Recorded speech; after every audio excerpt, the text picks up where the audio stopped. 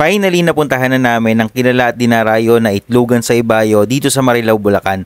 Ang tagal ko nang gustong mapuntahan to kasi mahilig talaga ako sa ganitong mga food trip, yung tusok-tusok sa kanto. At dito sa itlogan sa Ibayo, meron sila nung tatlo sa mga gusto kong tusok-tusok.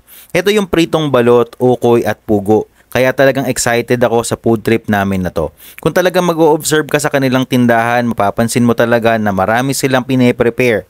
Ibig sabihin ay ganun talaga sila kalakas bumenta araw-araw at meron talaga silang dine-in area para sa mga gustong maupo at kumain. Siyempre umorder tayo ng paborito nating kalabasang ukoy at meron itong kasamang hipon at makikita nyo naman gaano karami yung kanilang nakahiwang mga ingredients para kapag dumami na ang customer lalo na sa hapon ay ready to cook na ito.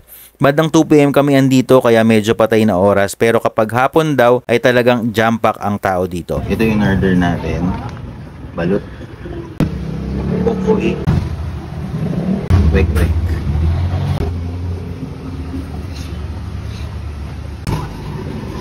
Nagustuhan ko yung kanilang mga prito dito at masarap din yung kanilang sauce na para sa akin, ayun naman talaga ang nagiging differences ng ganitong mga meriendahan. Pasarapan talaga ito ng sauce. Kung gusto nyo puntahan ng itlogan sa Ibayo, malapit sila sa SM Marilao at nasa tapat sila mismo ng landmark ng Barangay Ibayo, Marilao, Bulacan. Nasa comment section ng Google Map link. Maraming salamat!